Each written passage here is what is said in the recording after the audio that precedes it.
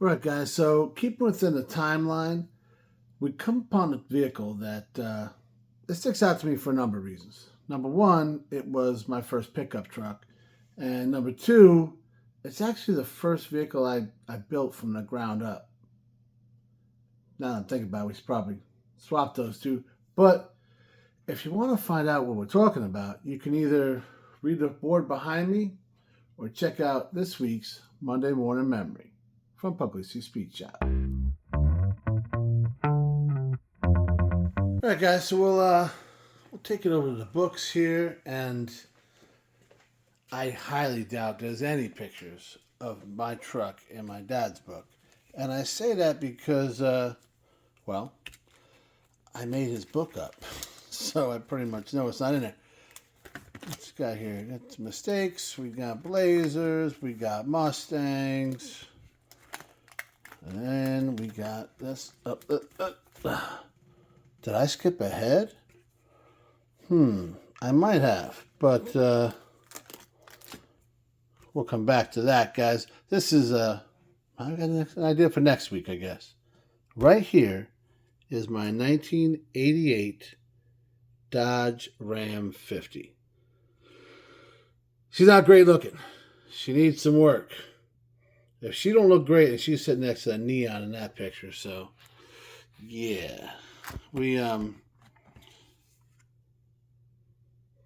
that's she's missing some push. She's actually straight desert truck, as you can tell in this picture, so rust free, not Bondo free, but get some work going on there, guys. As you can tell we got some 5 stars on it. They're not the ones off the Mustang, in case you're wondering, but they're the same thing there. And so we did a whole bunch of work, and we painted it bright orange because that's what you do, right? Just taking you through the whole little timeline here. There's our house in Adelanto. Let me do this for you. That's better. Yeah, she looks pretty good there. Wow, that's a giant hand. Look at that guy. Huh? And try to get out no shadow. So that's the before, and that's the after. I'm pretty proud of that truck, guys. And yeah, every angle. That's the table. There, that's the before. That's the after. The yard looks a lot better too. The house, everything, huh? Sure does. Got the shakes when you get big, and then we're gonna leave that right there because we get into some other stuff, and you'll learn that next week. But let's go sit down and talk about how we went from this to this, and what happened afterwards. Totally off topic, guys. I got this sign. I don't know if I should put it in a shop or in a bar. I can't. What is it? I don't know. I got distracted, guys. It happens. All right. So, 1988 Dodge Ram 50. I got this thing for free. All right. So, I had the Mustang. Megan had the Camry. You saw it in some of the pictures over there. I think I had the Ninja and the Neon. The Neon was dead. She was driving the Camry. Mustang was killing me in gas. It got cold in the desert, so the crowd tracker was out for the winter. And my buddy Greg was all about the mini truck. Specifically ones that he could get the motors for from not San Bernardino. There's all these guys that would get the ones in from Japan, because like in Japan they got to swap motors at like 40,000 miles or something crazy, some emissions thing. And he did this a couple times. He actually had the Isuzu Pup that was a diesel. He got like a 2.0 out of a regular Isuzu Pup. And being a diesel, he didn't have to smog it in California, so that guy, he figured that kind of stuff out. So he had bought this truck from a junkyard. I want to say he paid like $150. I said the one fender was not in great shape. The rest of it was solid. There was no rust. It was pretty straight truck. It was black, and you could tell it was straight. So, right, ish. The interior dash was legit. It had that like microfiber looking carpet, like that really cheap stuff, but it held up good. And the seat was torn but comfortable. Door panels looked good. All that kind of, all the glass was good. So he bought it, and the guy at the junkyard told him it needed a head gasket. So it's okay. So he was gonna do motor swap, and then he's like, well, maybe I'll just put a head gasket in it, whatever. And he was about to build that when he found himself a hard body extended cab from a dude we worked with. He had said, I'm gonna do that one. It's a nicer truck. Was it an extended cab? Doesn't matter. I think it wasn't. It had some carpet kit thing from like the 90s in the back. So like that was all done up. So he's like, yeah, I'm going to do this one. Nice truck. Totally get it. Well, he's got this truck sitting there. We were doing a lot of work together, and we'll talk about that in an upcoming video. But we were messing with a lot of cars and helping each other's families out. We were really tight, right? So well, he's like, hey, man, you want this thing? I said, sure. Thanks, man. I appreciate it. Tried to give him money. He wasn't having it. Whatever, right? So we go to get this thing, to pull it from San Bernardino up to my house in Adelanto. It's about 45 minutes. You got to go through the Cajon Pass, which is quite the... And me and my sister-in-law, Megan's brother's wife, Lynette, had her brothers. This is how things work when you're a little younger, right? OBS Chevy and 350 truck. It was nice. It was slammed. It was extended cab. It was a nice truck. So, and we had a tow bar, and we had some motivation. So we're gonna get it done. We hooked this thing all up. We push it out there. Everything's set up nice. There was a bumper on it. It wasn't in that picture. Huh. That's what we needed for the tow bar. So either way,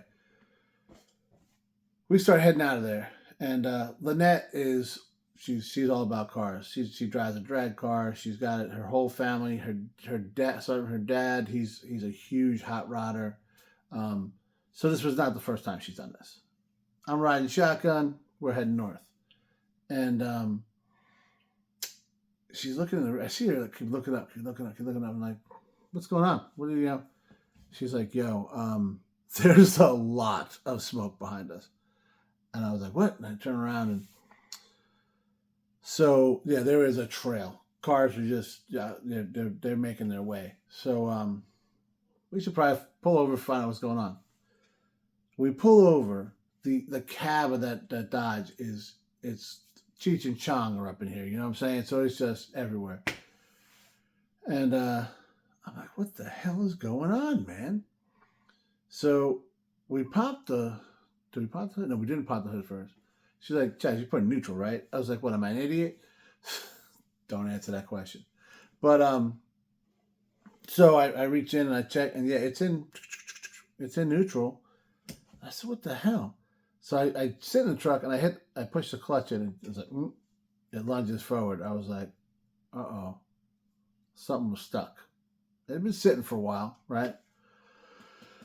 Well, so we popped the hood. Now, Greg had the head off of this motor because he was going to put a head gasket in it. We popped the hood. Guys, block.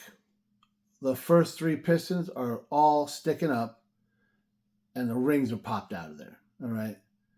The number 4 in the back, the piston's not there. It's on the freaking battery tray. And I'm like, oh, what happened? So we were doing 50, 60 mile an hour down the highway. All we could come up with is the pressure plate and flywheel probably stuck together. And the motor spun the whole time, destroyed the crank, right? And who knows how fast that thing was spinning, but to see the piston out and on the freaking battery tray, wow. I said, well, I guess we're putting a motor in this thing, huh? So I get it home. Actually, you know what? I think we left it there. I don't know.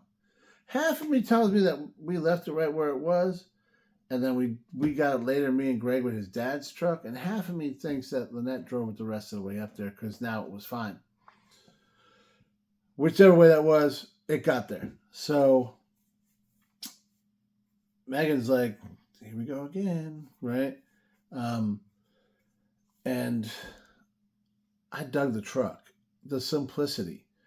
Now, I mean, I was in high school in the '90s, so mini trucks, I get it. I never had one. This is actually, like I said, it's my first pickup ever. I've always loved pickups. I mean, look at me now. I got 4 or 5 of them, right? And I don't think since this time of this truck, I've never been without one that I can think of. Maybe one small. Either way, I love them, and the experience with this one kind of probably led into that. So I said, well, I looking at the motors, and they used to have the green sheet. You go through like the penny saver, but that's what we call it in there. The green sheet, and there was all these guys with these motors. You can get motors with 20-something thousand miles on them for like $300, $200. It was wild, right? What a time to be alive. You know what I'm saying? So now, of course, I needed the 2.0, and that was 500. 450 or 500. It was the most expensive one next to the Nissan Hardbody because that was like the 8-cylinder. It was a 4-cylinder with 8 spark plugs, a Z20, whatever. We're getting off track. Shocker. But yeah, so we had. That's okay. I got to put a motor in this thing. Got it. I was broke, guys, back then. I didn't have a whole lot, so I was younger, new kid, new house, all that. We're just, we're getting started here. So we'll wait for that. And let's get this body straightened out, right? So I pulled that front fender off. That was a mess. And I throw it in the grass in the front yard with a block of wood, a hammer, and some get after it, right? And that thing came out beautiful. Straightened it out nice. Put that all together. I did the same with the front valance. The front bumper took some negotiating. There was a local junkyard right there in Adelanto. I went in there, and I swear this guy, like, he had everything I needed right there. Anyway, it was a U-puller. It was a buck to get in. I got every light, every knob, whatever was missing, whatever was broken, we replaced it. And I was like, this is awesome. I think I spent $20, right? Still need a motor.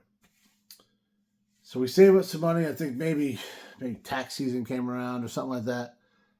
And I went down to one of those places in San Bernardino, Inland Empire area, and bought one of these motors fresh off the boat from Japan.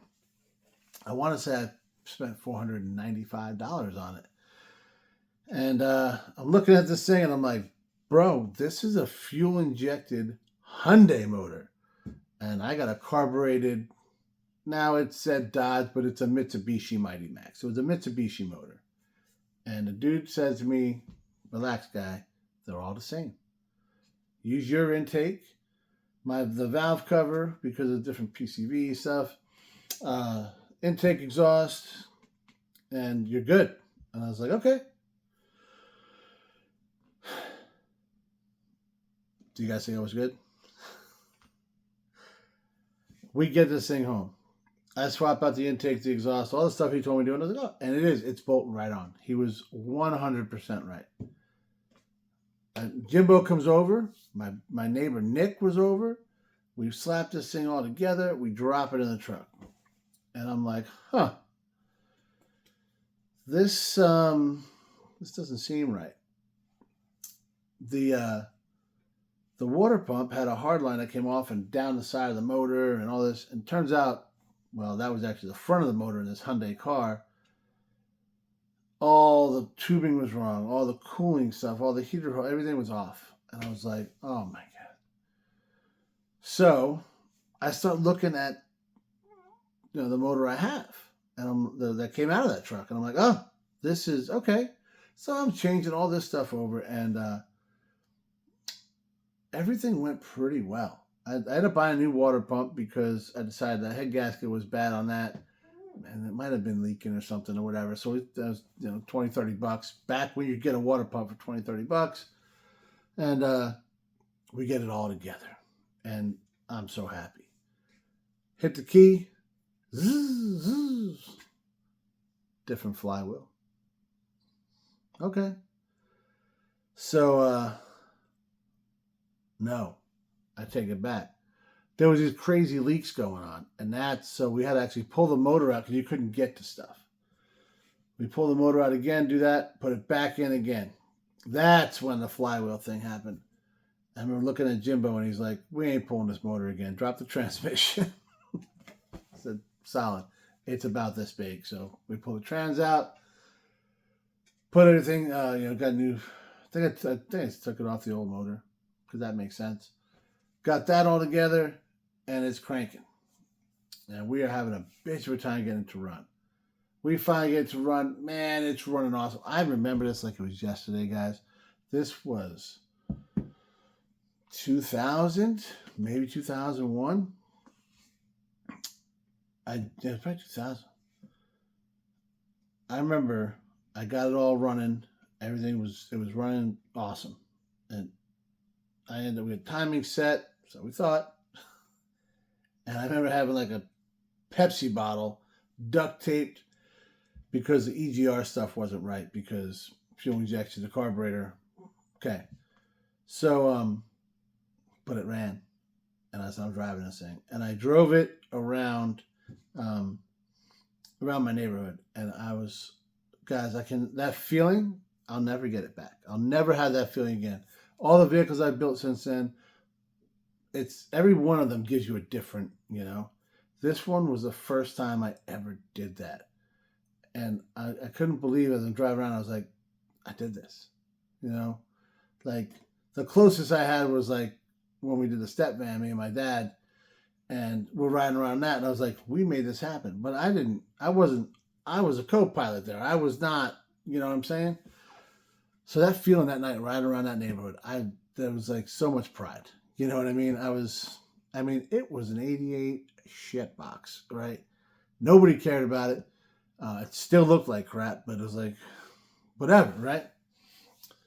So I start doing body work, and everything's coming up. We'll finish it.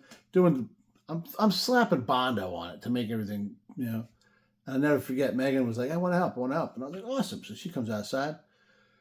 And I says, here, I just filled all this. I need to sand it all. She's like, okay. And she sanded, guys, and sanded. So I look over. I was like, this is taking a long time. What are you doing? She was sanding in the nooks and crannies, with the palm sander, to get all the... I should have given her better directions. So we reapplied the Bondo and whatever. We ended up... I hadn't done a lift or anything on it yet. I was trying to figure that out when I'm at work one night. My buddy Jimmy Martin's like, hey, he worked in hazmat. And he's like, hey, I got all this paint I got to waste out. And I was like, what you got? And I looked at bright orange. It's actually off the SAR helicopters, like the search and rescue guys, the red and white. Oh, sorry, orange and white. He's like, dude, how cool would this look on your truck? And I was like, what are you going to do with it? He's like, I'm going to dump it. He's like, I got to waste it. And I was like, okay, well, waste it to me, guy. I got this. So I printed stuff home. There was some primer. So this thing had aircraft paint on it, guys, which is not any better than regular paint, but it's good luck scratching this thing. So as we're talking about doing this, I come across a set of wheels, those 5 stars that were on it. And my buddy Greg, his brother had those, and said, I helped him put a motor in something.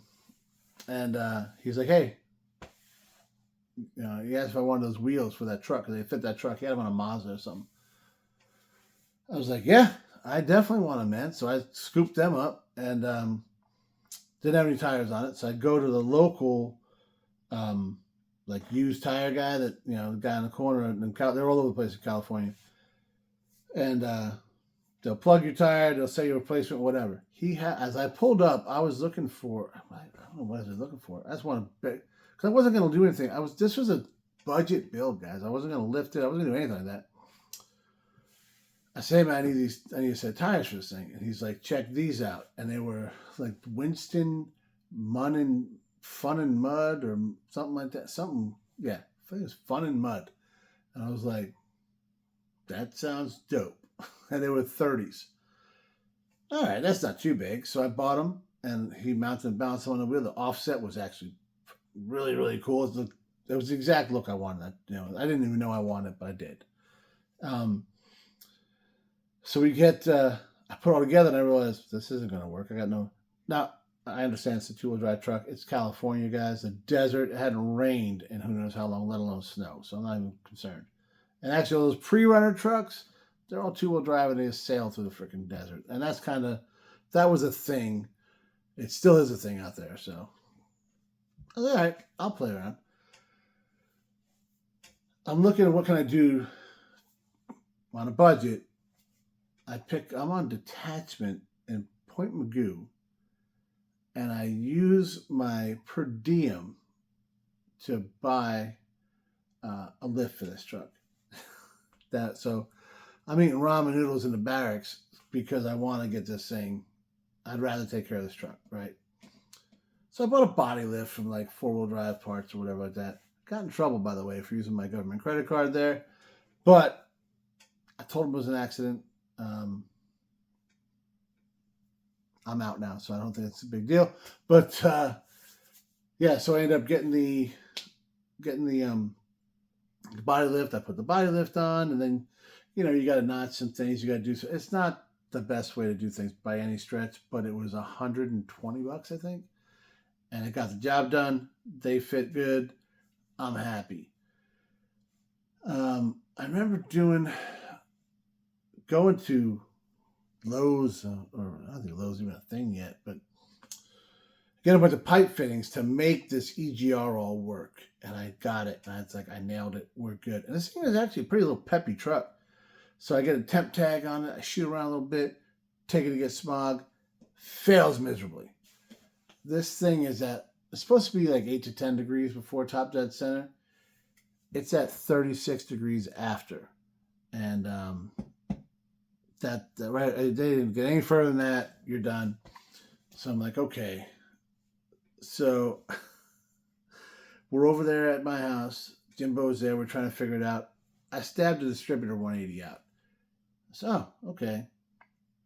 So we pulled out, and as we're bumping it, I might have had it in gear and almost crushed Jimbo one day. Sorry, dude. But we get it changed out. It's not running as well. I mean, it's dialed in. Everything's perfect. It's got less power than it did when it was 180 out. Like, significantly less power. I mean, it's a 4-cylinder, so it's like, Passes smog. We're on the road. I got $700 in this thing, guys. And I'm loving it. I ran it for not very long. I actually worked on it longer than I ran it. Because I had it at work. I remember my buddy Justin was looking out in the parking lot, and he's like, this is like your giant model, dude. I had every part of that thing out and back in at one point. I ended up at the local swap meet. I got one of them gray from the 90s sheepskin type things, a seat cover. It fit in there. Guys, this thing looks so good. It was like rolling Halloween because everything was orange with all black bumpers and this and that. And that's the first time I put a bed liner. I rolled in the duplicate color bed liner and absolutely loved it. I mean, I had the Pro Net on it because the tailgate was pretty beat up. I ended up doing that and shooting that to match and everything later. I just didn't really run it very often. I liked the Pro Net. I thought looked better for that, the way the truck was. But everybody loved this thing. Everybody loved it. I had it at work. Everybody wanted to buy this thing. I'm getting stupid offers, right? And I decided I wanted an old car. So I said, you know what? We're going to sell this. I'm going to buy something old. And, but I'm going to need something to tow this old car because I'm going to buy a project, obviously, right? So I bought, Did I buy the car yet? No, I didn't. I I bought a Dodge Dakota, which we'll talk about down the line. But I bought that as a daily, and I'm searching for my what ended up to be my '53 Pontiac, and I sell this into this guy in the barracks for $3,500. I didn't put the price out there. He's like, "I'll give you $3,500 for it." I say, "You got a truck," and he paid me $3,300, and then popped on a piss test for cocaine and was kicked out of the Navy, sent back home, never saw the guy again. I saw the title. Well, I guess I'll sell the truck. Another guy wants it, and he was a buddy of mine. So I was like, "Well, what's up, man? I think he paid me $2,500 or $3,000 or whatever he paid me." I was more than happy because I got $700 in this thing, you know. So I sell it to him. He ran it for a while. One thing he did, he put this. It sat a little bit low in the front, so he put some lifts in the front, like a donut on the springs. Popped it up a little bit, and ran the hell out of that thing. He ran that thing for I don't know how many years. Then my buddy Justin lived in China Lake for 20 some odd years. He told me he would be leaving for work and he would see that truck driving out of town every day and driving back in. The old Orange Crush. That's what we called her. And man, it had to be 10 years. This guy's still running that. I mean, I put a motor in with 20-something thousand miles on it. 5-speed trans. Clutch was new. Everything was new. I mean, basically a new truck. And he said, "Man, the thing still doesn't have a scratch on it." So I'm still real proud of that thing. I wish I could see it. I wish it was still. I hope it's still on the road. I hope that guy, he's still running in and out of town, or he sold to somebody, or what. They don't rust out there, guys. So it's a possibility, and especially it was so clean, so solid. But my first truck, my first build, and I swore the next thing I build is going to be cool, and we'll talk about that in upcoming memory. But that thing was the epitome of it. You know, it doesn't have to be cool as long as you love it, and it's been 25 years. I still do. So, thanks for watching, guys.